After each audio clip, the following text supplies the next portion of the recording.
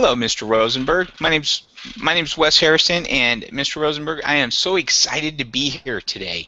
I am so glad that you took time out of your busy schedule to allow me to ask you some questions about how to find a quality attorney, especially in Kansas City. I mean, everywhere I look, there's all these attorneys like screaming that, I'll get you $40 million and all that. And the way I came across you and your firm was it struck me that you cared, and I want to try and help get your message out to the world about finding a good attorney that cares. Could you give us some insights as to how and who and when and where and about your law firm, sir? Sure, Wes. It's great to be with you here today. It's a great question you ask. It's not physically hard to find an attorney. There are more than 6,000 attorneys in the Kansas City area.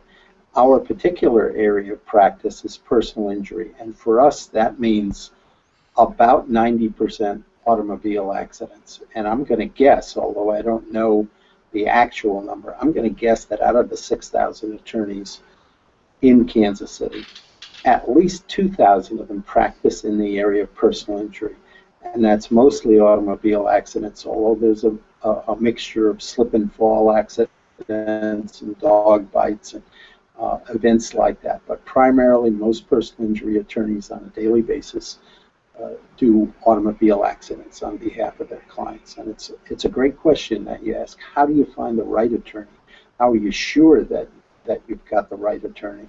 Rather than, in other words, why should you want them? It's clear that they want you because you represent business for them, but why should you want them? That's the question that we need to address and hopefully answer to the satisfaction of people who either are now or will be someday in need of an attorney to perform those kinds of services.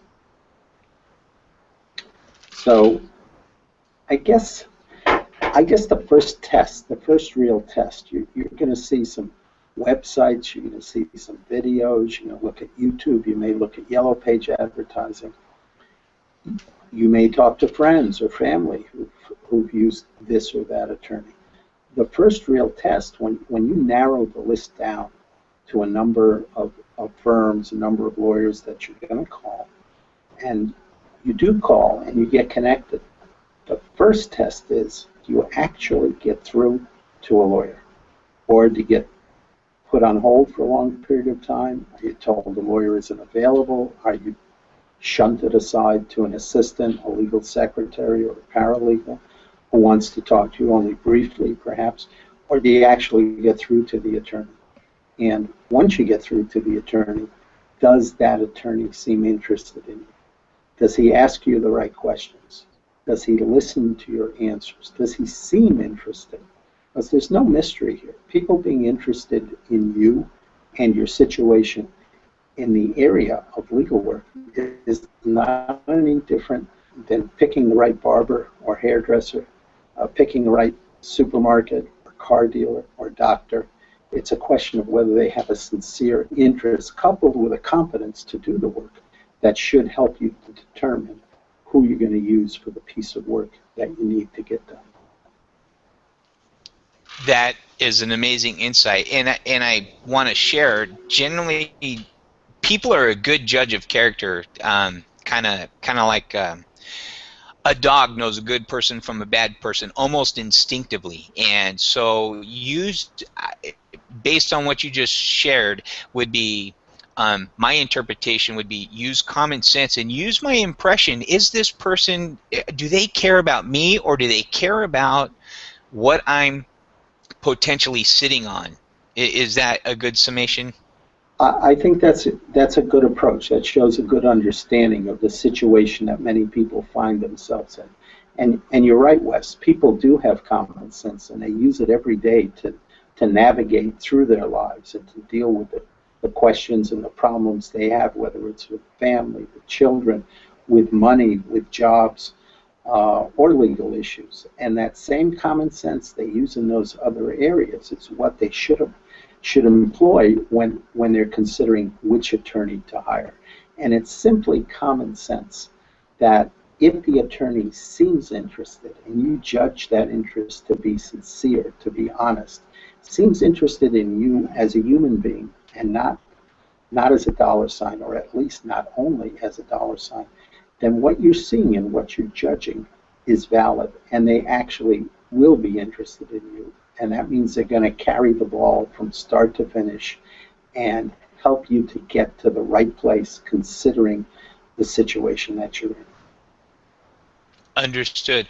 Earlier in a discussion that you and I were having about these lawyers that advertise that they've, $8 million lawsuits and $4 million this and three, we have office buildings, and you had shared a very interesting analogy about what that represents and why it's so important not to be blind by the shiny whistles and bells. And it struck me so powerfully. I would, if I could ask you to share that again with the viewers of this, because when you explained that, it made so much sense about the minute details, and that to me, I resonated so much because it made me, when you were explaining it to me, I could instantly tell that you cared about me. Would you share that story again, please? Well, sure. I think when attorneys advertise and they try to impress their potential clients with the type of cases that they've handled in the past and with the success they've had in the past, whether it's an $8 million verdict or it's a giant case and it's a $40 million verdict, the point is, number one, they seem to be, pardon the expression, trolling for very big cases.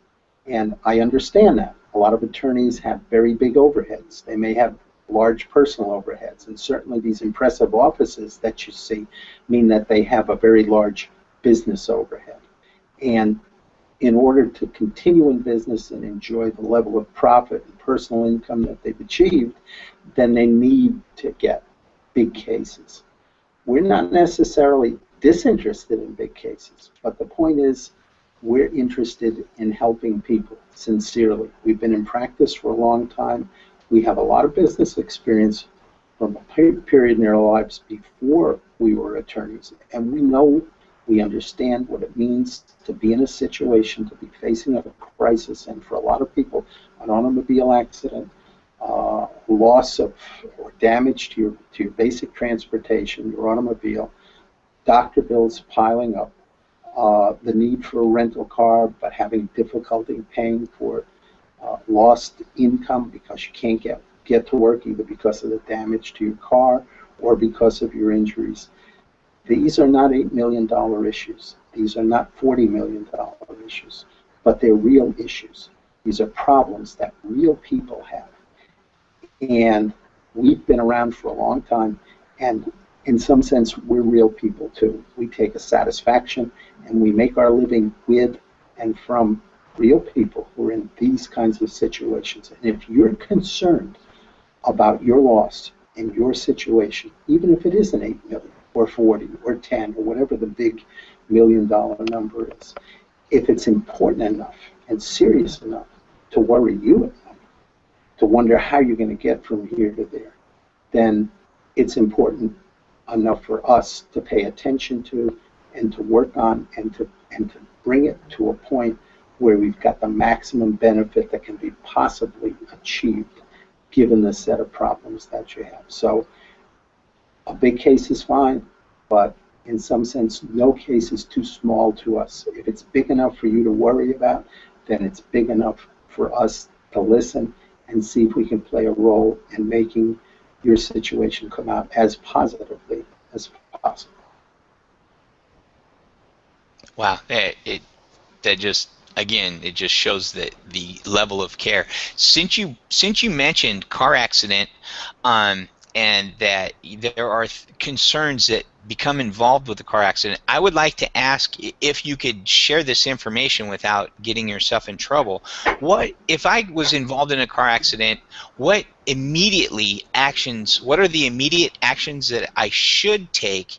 And then the other side of this question would be, is it, if I've already like admitted fault or something like that, is it too late to speak with an attorney, because in the heat of the moment, I didn't know, and they were asking all these questions. And so could you offer some advice on, to, in the event of an accident, and the sooner that I could get into contact with you, the better, type Okay, advice? listen.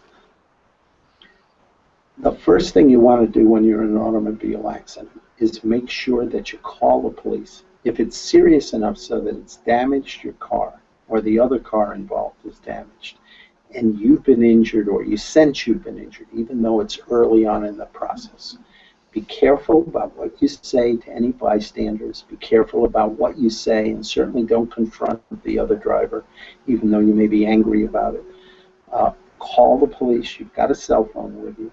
Call the police, give them the information they require so they can dispatch an officer, and the officer can come and evaluate the situation, investigate, question the witnesses, and establish the basic facts of the case. The other thing I would say is, as I started to say, be careful about what you say. Tell the truth. If you think you're at fault, keep that to yourself. It's not necessary to make accusations against the other driver. Just tell the facts as you know them, and they'll, at least most of the time, get recorded that way.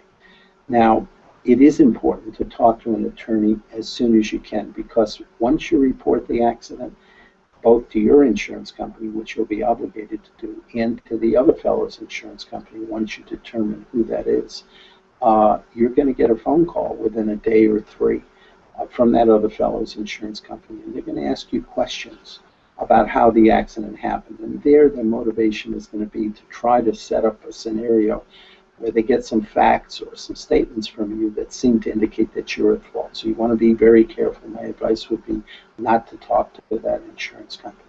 Call an attorney that you've had some experience with, that you have faith in, and discuss the basic facts. Make it clear to the attorney that you're in this situation, that you want to come in to see him. Being on the phone isn't good enough.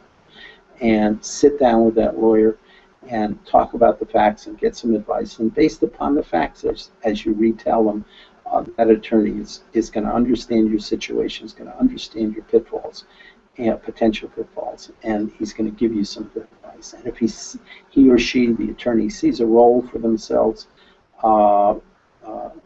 they may suggest that you retain them. I know I don't want to be retained by somebody if I can't be helpful, or if I think they can handle, my potential client can handle the situation on their own. But on the other hand, if I think I can make a difference, if I can be helpful and achieve certain goals and objectives better than my unaided potential client, then I'm certainly going to suggest that we enter into an attorney-client relationship concerning that.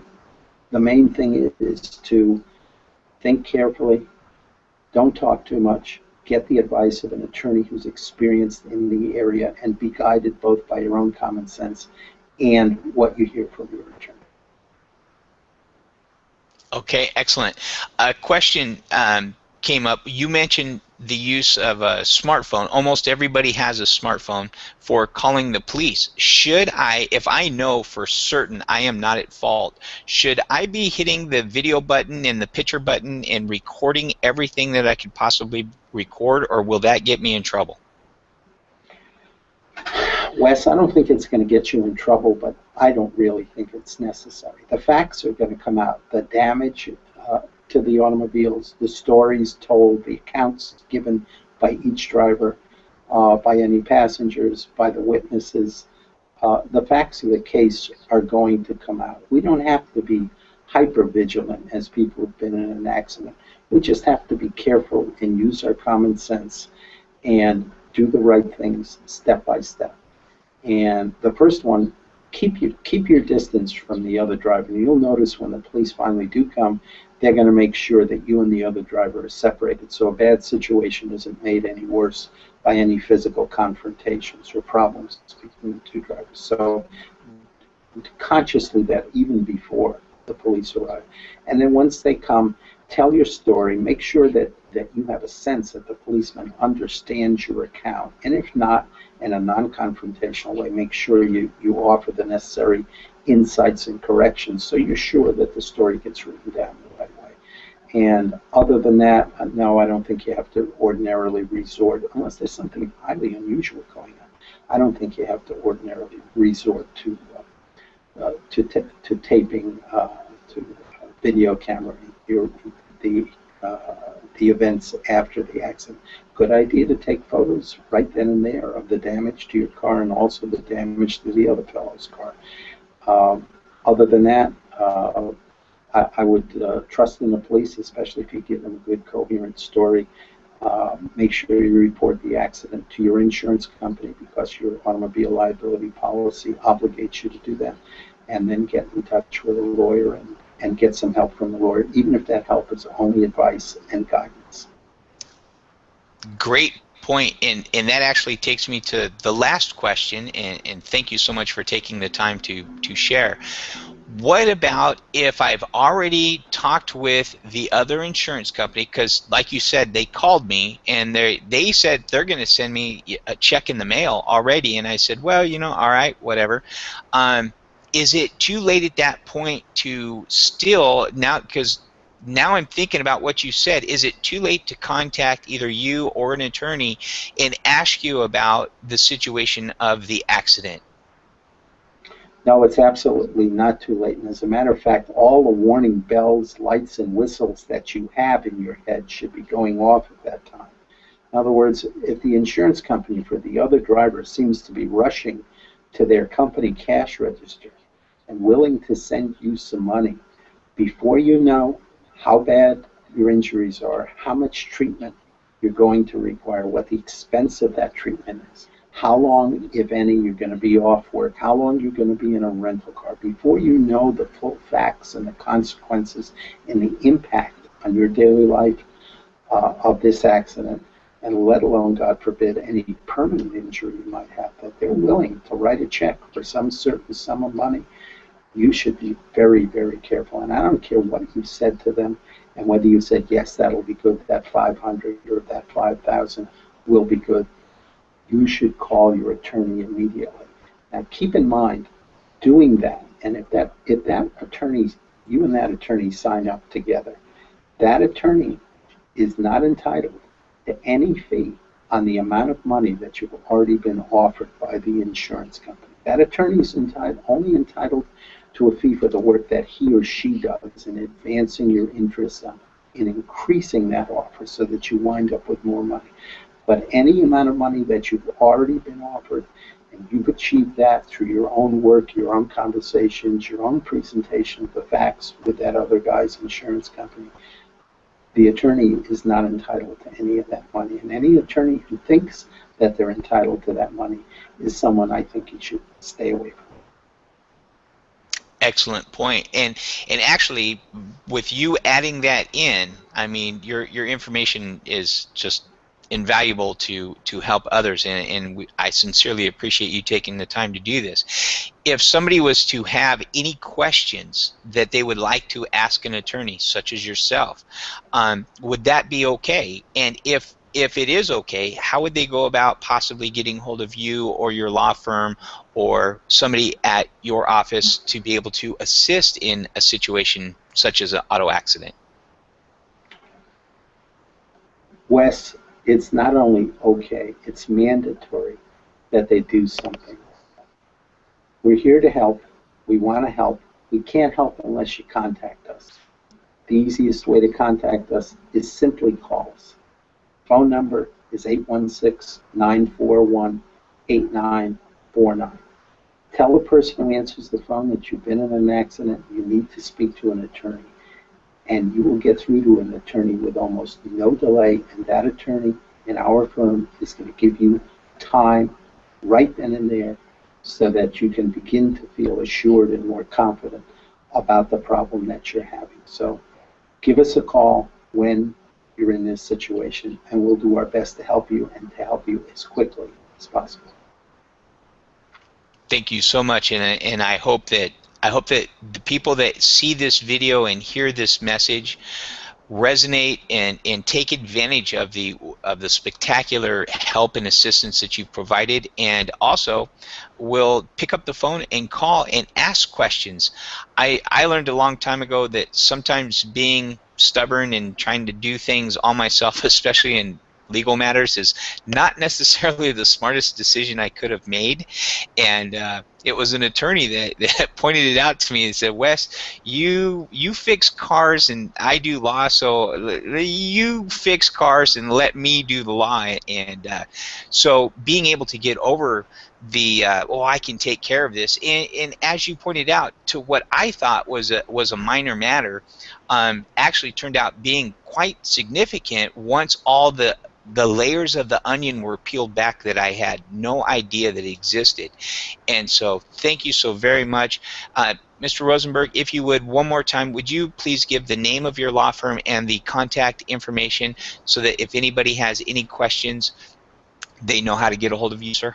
Sure, Wes. My name's David Rosenberg. The law firm is Mayer and Rosenberg. We're located here in Kansas City, and our general office number is 816-941-8949. And if you want to talk to us, then we want to talk to you. Thank you so much for your time, sir. And I will say thank you to everybody that watched the video. This was absolutely amazing. And perhaps, would you, Mr. Rosenberg, if somebody has some questions, would you be open to possibly making another video? Sure, whenever it's convenient for you, Wes, and whenever my caseload allows me to, I'd be happy to. Absolutely. Well, thank you again, sir, and you have a wonderful afternoon, and I will send you the link to this shortly. Everybody have a nice afternoon, and thank you so much for tuning in. Goodbye.